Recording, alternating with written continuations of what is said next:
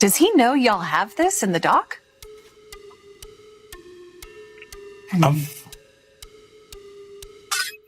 I would doubt he knows. So when this airs, that'll be the first time that his legal team, Diddy, that everybody knows that this footage is now seeing the light of day. One could watch this and think that you really hate Sean Combs. If Sean Combs watches this, what do you think he's going to feel? Like, wow, this is amazing. I think he's going to say this is the best documentary I've seen. I gotta ask you, Janice Combs, how you feel about her? I mean, they alleging that she was, having freak-off. I spoke to a man, Mr. Brown, who used to go to the freak-offs, and he knew Miss Combs, and he knew about her and her freak-offs and everything like that.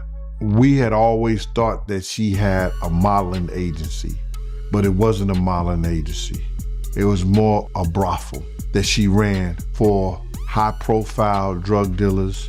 50 Cent has sent shockwaves across the internet after confirming that Season 2 of his no-holds-barred Diddy documentary, The Reckoning, is officially happening. This next installment turns its focus toward Janice Combs, the rarely discussed figure many believe was instrumental in building the empire and quietly steering the power behind Bad Boy Entertainment. Sources say several major platforms avoided critical footage during the first season.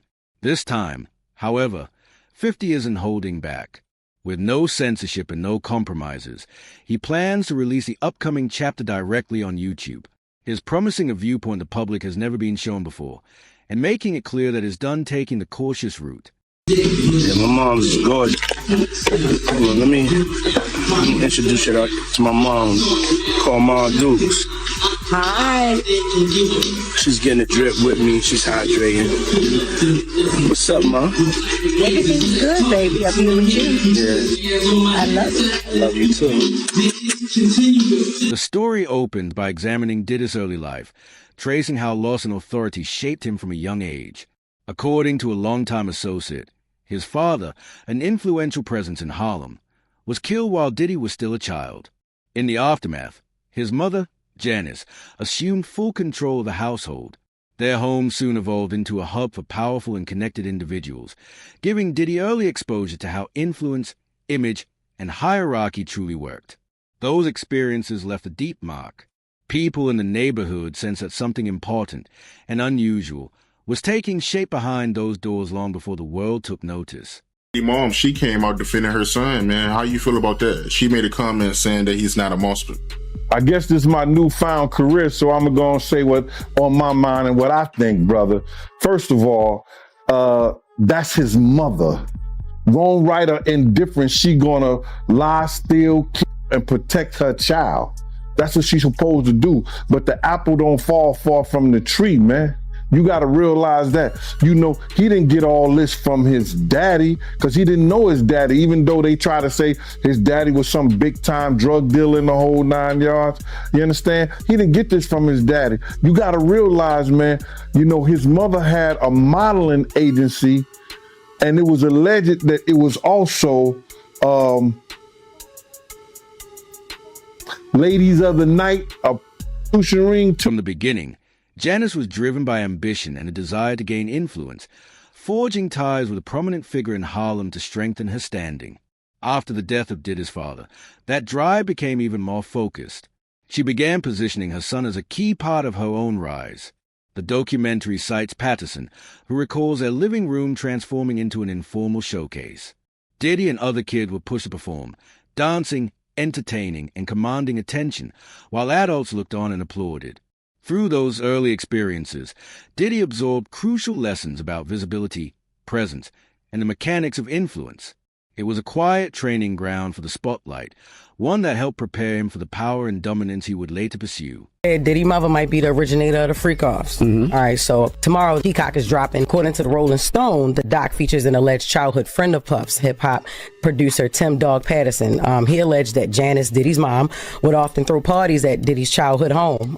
He says that during the parties, it wasn't uncommon to walk into rooms where adults was having sex. I mean, that was just their normal. And the doc, when talking about the parties, Tim says, verbatim, "That's what we were privy to. This was what we were." A more disturbing layer of Diddy's childhood begins to surface through the account of those who knew the family closely. They describe his mother's role as highly intentional and carefully planned, not passive or accidental. Family insiders say the relationship between Diddy and Janice often created an uneasy atmosphere, making it clear she was actively shaping how he understood attention, validation, and control from a very young age. These weren't random influences. They were deliberate lessons, embedded early on, molding his perception of power and leadership well before success and celebrity entered the picture, and ultimately forming the foundation of the commanding persona that would later propel his rise in the music world. Talking about that his mother could take her palms and bend over and put them down on the floor. Not bend over, but she could stand straight up and put her palms on the floor, bruh. He's saying that about his mother. Who describes any of their mother action like that in a sexual way? And then, you know, I don't know how many dudes do kiss their mother in their mouth when they 50, 60 years old or something like that. That's them, that's their whole thing, man. But that was a little kind of weird for me.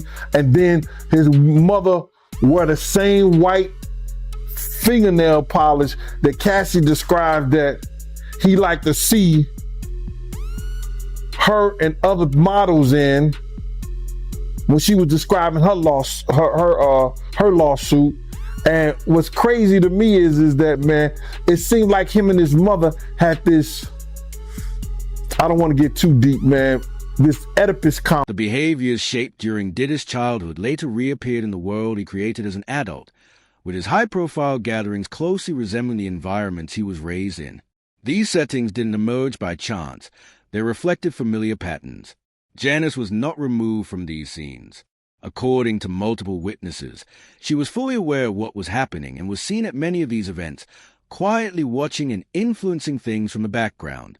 Her continued involvement reinforced the path she had set long ago, underscoring how deeply her guidance was embedded in the persona and power structure Diddy eventually came to embody. People don't catch it. Diddy has said this. He said, when I give a party, I have to have an ambulance outside of the house. Paramedics ready. That people have to take IVs. Remember the time that him and his mama kissed each other on the lips? Yeah, I remember that video. Do you remember that both of them was getting an IV at the same time? Yeah, I did notice that, yep. That's from the Diddy freak off party. And I'm gonna say allegedly. So let me ask you this. You knowing her at one point, you knowing her personally, is she the kind of person that, you know, will be a part of a freak off or no? I think that she liked to party and she partied with young people. She's always been like that. She always copied or emulated Little Kim and Mary J. Blige. Or they emulated her. The blonde hair, the nails, the high boots, The individual later explained that he had long felt something was off about the closeness between Diddy and his mother, particularly after his father's death. At that point, Janice placed responsibilities on him that no child should have carried, positioning him as a head of the household far too soon. That shift created intense pressure and accelerated their bond into something far more restrictive and controlling. As the years passed, Janice stayed closely tied to Diddy's inner circle and public image, carefully guiding his actions, shaping his decisions, and subtly influencing the patterns that would eventually define his rise to power. Relationship, whether it's physical or mental, with a mother and a son. So I'm looking at his mother and him on the couch, and both of them are getting IVs after one of the Diddy parties. Allegedly. I'm gonna say allegedly because I wasn't there and I didn't know, but they showed them both getting IVs on the couch. So my whole thing about this thing is that I'm not saying that she was ever at a freak off, she was ever at that type of party, But you can't tell me Miss Janice Combs, who was always at the regular parties, didn't know nothing about the freak-off part. Cassie reportedly shared details about unsettling and unusual dynamics within the household, shedding light on just how extensive Janice's reach truly was. According to these accounts, her influence touched every corner of Diddy's life, even shaping family behaviors and traditions that outsiders found deeply strange. Those familiar with the situation describe an environment that felt tightly managed and intensely controlled, something impossible to overlook. The atmosphere left a strong impression on anyone who encountered it and played a significant role in shaping Diddy in ways most people outside the inner circle could never fully understand. The situation where they say he was trying to shape Misa into his mother. Can you see that? Like, yeah, with the blonde hair and yeah, and all of that. I mean, somebody really asked a question: what kind of man puts his hands on his mother? The same kind of man that parties with his mom, the same kind of man who kisses his mom in the mouth, the same kind of man who seems to have accurate knowledge that his elderly mother can put both of her hands, her palms, on the floor and while she's standing up, bent over. Oh damn! I ain't seen that one. Oh. You never seen the Instagram video where he was talking about how his mom is still young and spry and how she still liked the party and how they was getting a IV drip? Oh. Damn. And she was kissing him in the mouth on the video when he was like, yeah, my mom can bend over and touch the floor with her palms. No. It's a very, very, very weird relationship. It's important to remember that Diddy's childhood was marked by chaos and influence far beyond what most kids experience. His early years unfolded in a constantly shifting environment where power and control were ever present. According to allegations, even at a young age, he witnessed his mother orchestrating an intense social network from their home, with people frequently moving in and out under her guidance, something many later described as an open secret. Growing up in that setting, Diddy learned firsthand how authority is established, managed, and preserved.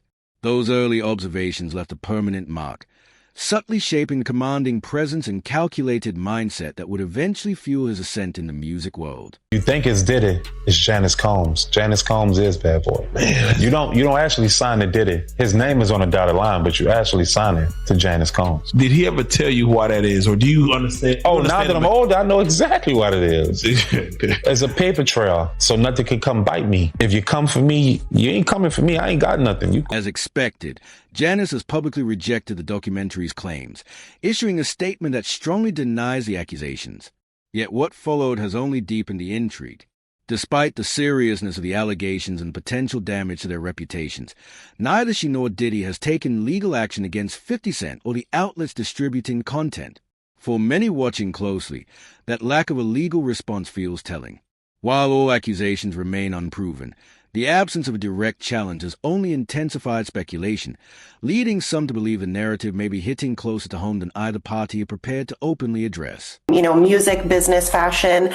And one of the things that he had said, what he alleged in the documentary, and again, this is an allegation from him, was that the name Bad Boy Entertainment, Combs's name was not really involved in that on the corporate side. And one of the things he's saying is the reason for that was to avoid having to pay any liability from, the devastating basketball game that had happened in the early 90s, where he was the subject of wrongful death lawsuits because of the multiple deaths that had occurred as a result of that basketball game that Diddy was behind organizing. So that was really, surprising to hear.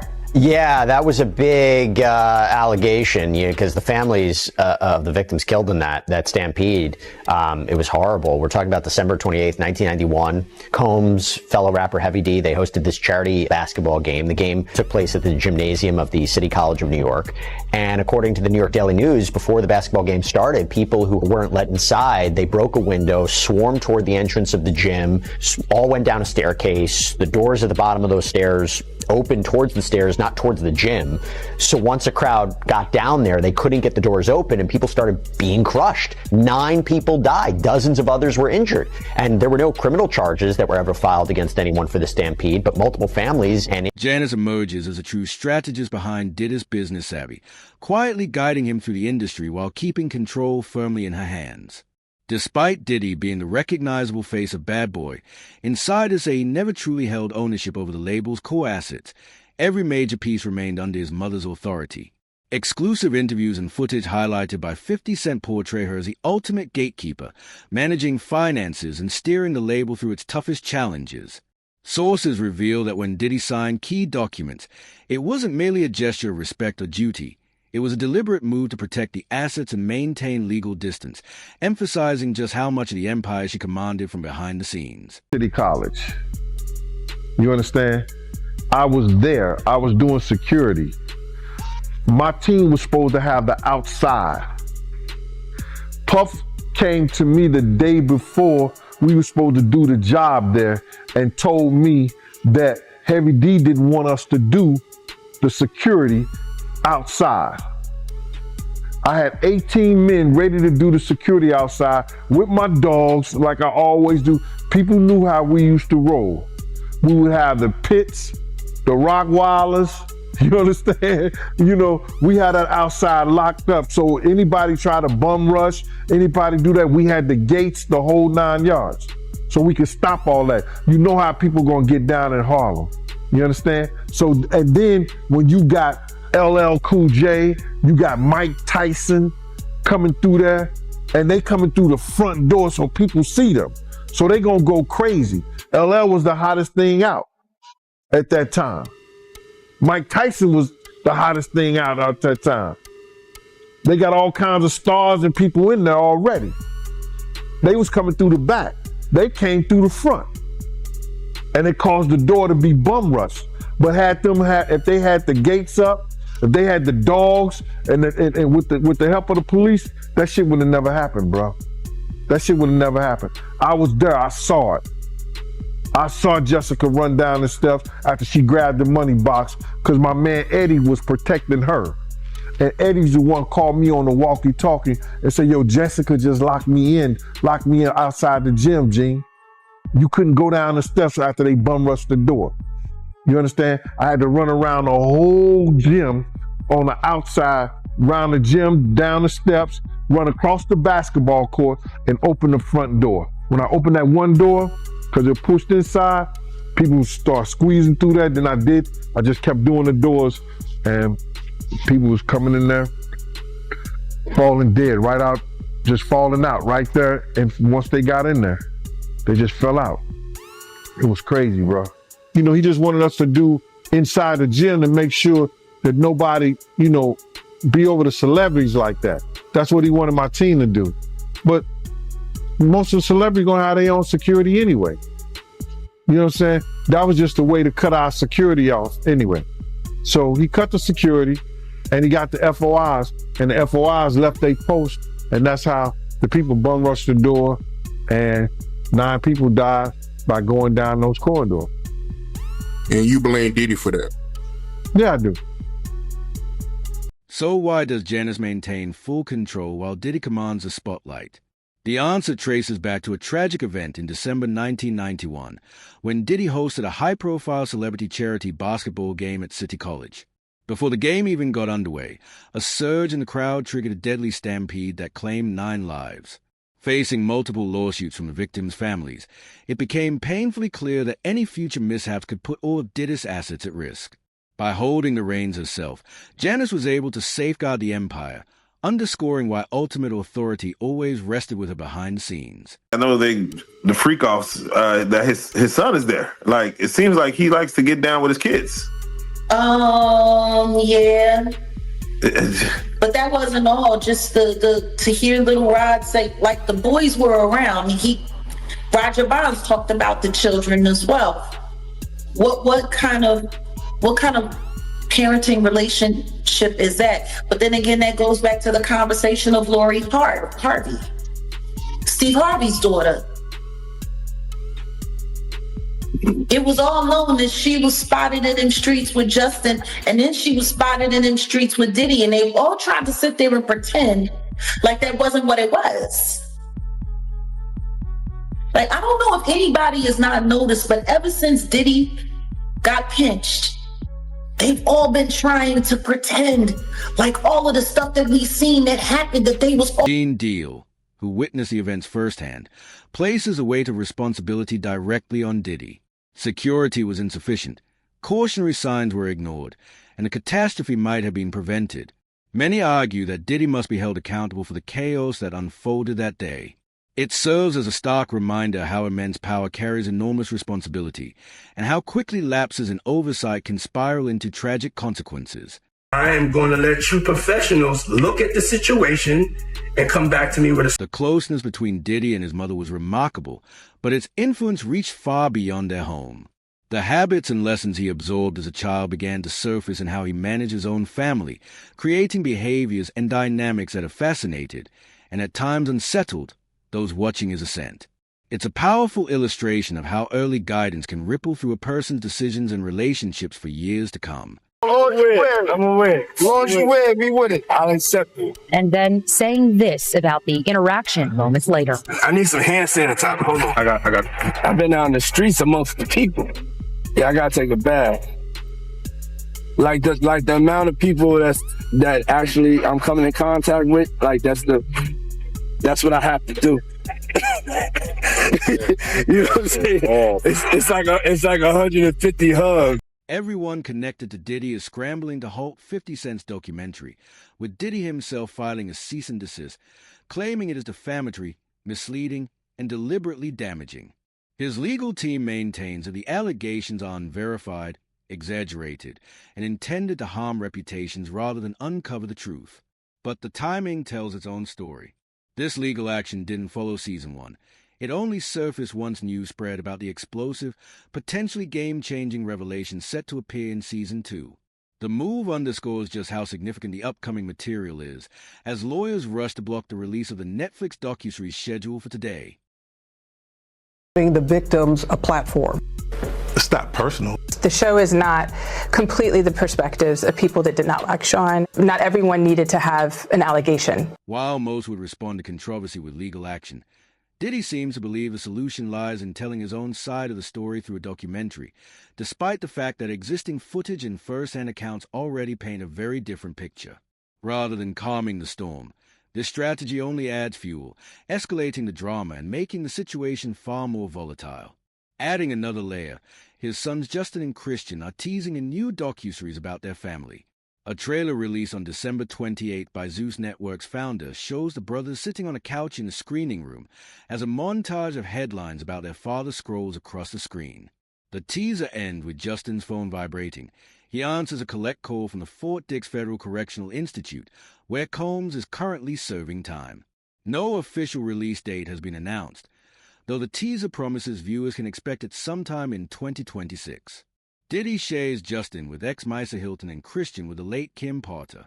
He is also father to 34-year-old Quincy, 19-year-old daughter Chance, 19-year-old twins Delilah and Jesse, and 3-year-old Love. Combs was transferred to Fort Dix from the Metropolitan Detention Center in New York in late October after receiving a 50-month prison sentence. Network has a new Diddy documentary coming out, and this time it is coming from the perspective of Diddy and his sons. All the time I thought we were about to leave Diddy in 2025. Well, this documentary is coming in 2026. And a lot of people, just like myself, are already not feeling this new documentary coming from Diddy's sons. A lot of people aren't happy about it and actually shocked that the owner of Zeus Network, Lemmy, is doing this Diddy documentary. But what a lot of people fail to forget is Lemmy and Diddy have been friends for quite some time. Of his children arriving in court for day one of their father's trial in New York and gripped in solidarity. Do you still believe your dad's innocent? How did you feel hearing that testimony? Have you apologized on behalf of your father? Do you believe your father's innocent? Do you still convince your father's innocent? Your daddy does for you! Your daddy does for you for abusing women! That's wrong! You can have worse! The family, the foes, The joy, the pain, our voice, the loyalty, the betrayal, the lies, the lust, the love, the hate, the truth, the lies. And Diddy calling from Fort Dix. This is a prepaid collect call from Federal Correctional Institution, Fort Dix. When they released this trailer last night, there were so many comments to Lemmy and Zeus Network that they did not want to see this. A lot of people feel like this whole new documentary is just a PR narrative, once again being pushed by Diddy and his sons to try to clean up his image. And after hearing certain things on 50 Cent's Netflix documentary, we have to go back in time and remember what we were seeing during trial. Even when it came to Diddy's sons, Christian and Justin Combs, they both came on two separate occasions to trial wearing a free Sean Combs shirt. The first one to do this was Christian Combs during Jane's testimony, and you're not supposed to wear this stuff in front of a jury to try to sway their opinions. And the judge actually told him he had to leave and take it off. And then literally like a week later, Justin did the same exact thing. It was taken out of the courtroom by the judge. And we already saw the videos in the Netflix doc of Diddy talking to Justin, saying he needed to push out certain content to control a narrative. During the trial, there were a lot of things going on that I could see that to me felt like it was just straight PR. Do you remember all of these people that were wearing the free Diddy shirts? And 50 Cent wasted no time firing back, spotlighting the new documentary and signaling that he's ready to drop explosive revelations the public has never witnessed. He promises a version of the story that is raw, unfiltered, and impossible to overlook. Janice Combs is finally emerging from a background and claiming the spotlight, no longer just a footnote in the saga. Whether the allegations hold any truth or not, one thing is clear. This family is doing everything in its power to keep the next chapter under wraps. Stay alert and subscribed, because when Season 2 arrives, every revelation has a potential to turn the story on its head, and you won't want to miss a single shocking moment.